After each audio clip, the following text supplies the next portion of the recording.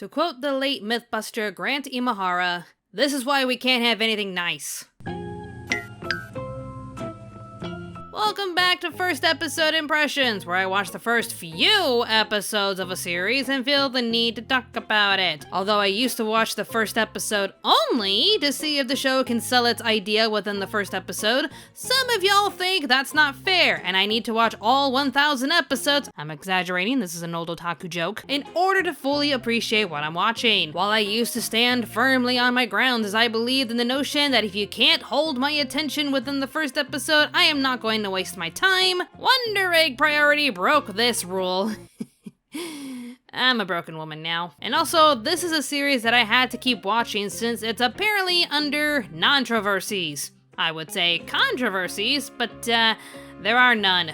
So after watching the first 4 episodes, what are my thoughts on this spring anime that got popular and hyped all around the world?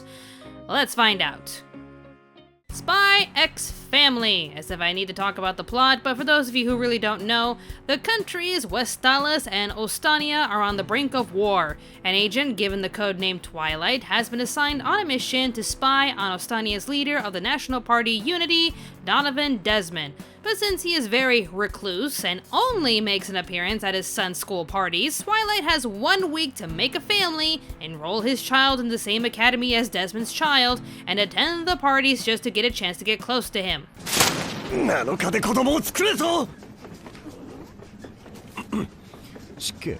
Twilight reluctantly takes on the mission, changes his name to Lloyd Forger, adopts a little girl from a seedy orphanage named Anya, and finds a sweet yet absent-minded woman named Yor to be his wife. Little knowing that Anya can actually read minds, and Yor is an assassin under the codename Thorn Princess. And then the memes came coming and they didn't stop coming and they didn't stop coming and they didn't stop coming.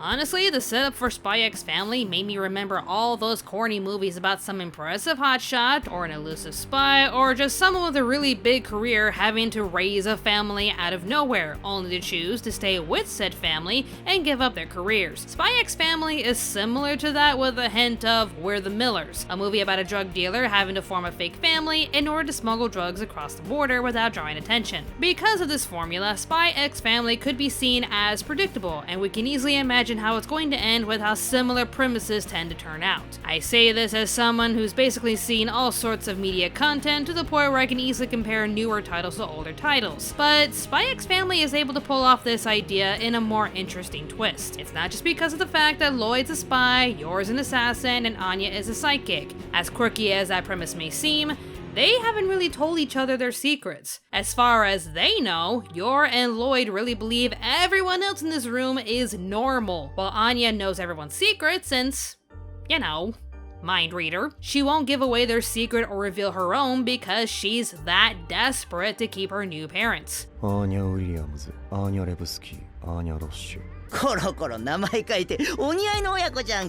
This isn't her first adoption and doesn't want to be tossed aside again, so she's going through leaps and bounds in order to keep these two in her life. The more interesting aspect, though, is the relationship between Lloyd and Yor. Lloyd is a spy from Westalis, and Yor is an assassin from Ostania. An assassin we literally see off an entire room for being traitors to her country. I've only seen the first 4 episodes and haven't had the time to read the manga just yet, but my interest in this story is solely on not just if they can accomplish this tricky mission, but also find out what will happen when the mission is accomplished, or if Yor and Lloyd discover each other's secrets. After all, Lloyd could be seen as a massive traitor in Yor's eyes, and we all know what she can do to said traitors. That, or what if she's assigned to track down and assassinate Agent Twilight, only to sadly discover that it's her husband Lloyd? I honestly want to see that scenario and see what Anya can do to defuse the situation with her powers. With how this family loves and supports each other, can they really toss aside everything they've built up once this mission is finally over? Or even if they discover each other's secrets? I'm sure we'll get some kind of happy ending with this show's comedic and lighthearted tones setting up this story, but I really want to keep watching and figure out what happens. Which, sadly, almost didn't happen because of the outrage it stirred on TikTok. Oh, the shame. The show was nearly cancelled because of the outrage on TikTok. Oh, what were we supposed to do? Oh, seriously, they like to believe they tried. So if you haven't noticed, Spy X Family is currently the most popular anime as of early 2022. Manga sales are higher than ever since the first episode dropped. There's fans around the world dropping their own fan art of the show, and it's currently the second highest rated anime of all time on my anime list, mainly because the Full Metal Alchemist Brotherhood family will never quit. Naturally, people are going to grab onto the bandwagon just to gain more attention and clicks for good and bad reasons. Spy X Family was under some controversies due to TikTok users accusing the show of oh god, sexualizing Anya. How? I mean, you got this one creep saying Lloyd should have peeped up Anya's dress because they totally would have. Because people like this actually exist and it hurts. But then you have this TikToker commenting on how they hate the show for sexualizing Anya whenever she's with Lloyd. As if father and daughter relationships cannot exist, but here we are. Apparently, their defense for this statement is because Lloyd makes her blush. What? I wish I was kidding. We're sexualizing blushing. You can be embarrassed and blush for non-sexual reasons. The more you know. Like, did you know this? Don't you remember those old 90s comedy sketches where a kid would fart in front of the entire class and blush out of embarrassment? Does no one else remember that? Does no one else know that you can blush for other reasons? Then there's the racial argument, where one artist actually got bullied for drawing fan art where they race swapped Anya. I mean, I've seen race swapping and gender swapping, all sorts of other kinds of swapping because, you know, fan art is fan art. Let people have fun and draw whatever they want because it's fan art, it's expression. But then you have another TikToker questioning why everyone in the show is white and straight. I mean, if you created a show, more than likely you are allowed to, you know, design the characters to look however you want them to, right? It's your show. They're your characters. They can look and sound however you want. That is your right. It is your story. There's literally nothing stopping this TikToker from doing the same, but I guess I'm just missing the point entirely. The internet, ladies and gentlemen. I'm tired. Look, ultimately, all of these controversies surrounding Spy X Family is bait. Nothing more than bait. Compare the interactions between someone posting something positive about the show versus someone making a bold and negative statement, and you can see how equal the interactions are. Or in some cases, there tends to be more attention drawn towards the negative posts. This is mostly due to our innermost instinct to correct or bring justice towards something we deemed as being wrongfully perceived. You know, like that time when Twitter accused the Japanese Red Cross of sexualizing a good cause when they used Uzaki-chan as their mascot. Or when Twitter followers accused fans of the same show of being, you know, schmetophiles. Mainly because the main character looked like an elementary school girl with big boobies. Seriously, watch my full review of the show to know the full scoop. Then there's Demon Slayer, the most popular show in recent years. Of course, there's controversy. When the entertainment arc debuted, social media fanatics were appalled to see not only a prominent Demon Slayer having not one, not two, but 3 waifus, but they were also disgusted to see Nezuko using her demon powers to increase her age, which in effect matured her body. I mean, Nezuko has proven to have aging ability since she has to fit inside Tanjiro's carrying case somehow, but it's only upsetting when she gets the boobies. Ignoring the fact that she built herself up to be in battle peak performance and honestly becomes very OP throughout Demon Slayer. No. A fictional character is not allowed to have multiple partners. Sorry, Vampire Knight, sorry. And Nezuko cannot use her powers to increase her age because she's canonically underaged. You know, I remember a time in Tenchi Muyo where Washu, the mad scientist who's hundreds of years old but chooses the body of a child, she just randomly decided to mature her body so she can flirt with Tenchi. I remember that. I'll be glad to bear a child if the child is yours.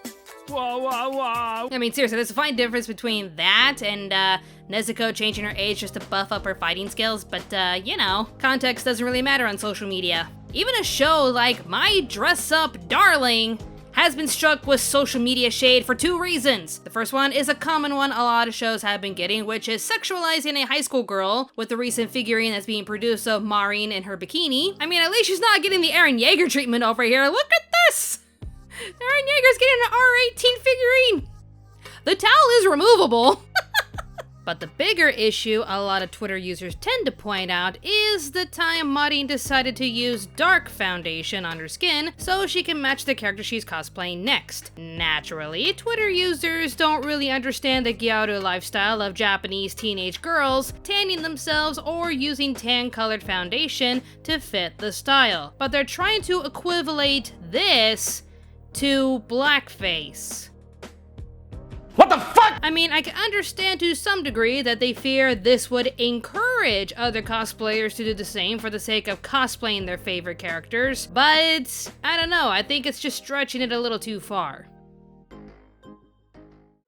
Ultimately, the bottom line is this: because of how mainstream anime has become lately, popular shows like Spy X Family will draw in attention, and some baiters will take advantage, whether they want all the attention drawn to them for their own reasons, or they just have to find something problematic with everything that gets popular. I would say it's better to ignore these baiters and just enjoy what you love without a second thought, but it's like what I said before. We have an instinct to correct or bring justice towards something we deemed as being wrongfully perceived. Articles drawing attention to the drama gets clicks and page views, while the algorithm showcases the tweet and videos getting all sorts of attention for sharing, commenting, getting ratioed, despite the fact that the shares and comments are mostly trying to correct or shame whatever statement is being made. And then I thought about it and I thought, I wonder if they're doing this deliberately to drive engagement. Because when people are frustrated by something and they see something that's wrong, often they want to call that out. So then they might write in the comments, this is fake, and we can see those comments are generated under that video. But you need to understand, engaging with videos, even if it's in a bad way, even if it's hitting the dislike button, that actually helps the video do better. The higher the engagement, the better it is. Hell, I could throw my own hat into the ring and make a bold statement claiming that Spy X Family is a political allegory for left and right-leaning Western politics. I mean, think about it. The left country wants peace and to prevent war, while the right-leaning country is more controlling. Conservative thinks it's mighty sus to be a single woman who's nearly in her 30s, and wants full control of everything, even if it means war. Plus, the subtitles declare the country of Ostania as being far right. Should I make a bold TikTok, tweet, or article with such a bold accusation just to get more attention? As easy as that would be, I just can't bring myself to do it. Mainly because this is me stretching a narrative that's not really there. And I also see both countries as being based off of the era when Germany was split into two countries. Needless to say, I rest my case. Spy X Family is popular for all the right reasons. The characters are amazing. The animation is stylized and impressive. The action scenes are fun to watch. The comedy is solid. It brought the internet together to unanimously agree that this bastard needs to pay for making Anya cry. And it has enough to draw people's attention even though they're using an often predictable setup. Again, I'm going to watch more because I want to see what will happen if their secrets are revealed. A spy from Westalis, an assassin from Ostania, and an orphan girl trying desperately to use her powers to keep everyone together. What will happen? You know what? I'm going to keep watching to find out, no matter what social media tries to pin against it. To wrap this up, if I had any gripes against this show, it's... We're in separate rooms, of course. We'll share one for appearances if we have guests. Right, good thinking. I wanna welcome you to Anya's house! I wanna welcome you to Anya's house! You know me. I try to give dubs a chance. I'm a dub lover. You know me. I give everything a chance. But, yeah, the direction is, it's seriously putting me off, so, I wanna welcome you! Irashaimase! Subs over dubs indeed for this one. Well, let's wrap things up here, and, you know, I usually don't do this for first episode impression, but, let's have some fun here. Insanimania's on the house.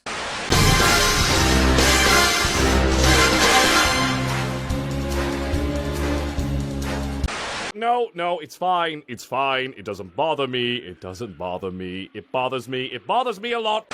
So now it's time to be a detective, and like any good detective, my tool of choice is a crowbar. Yes, Dexter, I can read your thoughts, and I am smarter than you. All lies. The perfect family was really the perfect cover. Dad, is something burning? Well, it could be my hot mixtape. And the kitchen's on fire. Wait, Daddy, look, I can fly. You wanna see? Show me. I can fly. Ah! You're such a fucking disappointment. You look like an angel. Walk like an angel. Talk like an angel.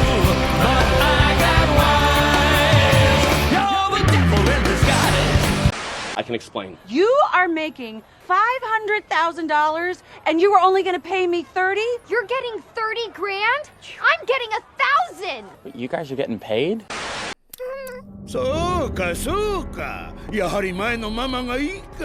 It was at this moment that he knew. He fucked up. You are my dad. You're my dad. Wookie, wookie, wookie.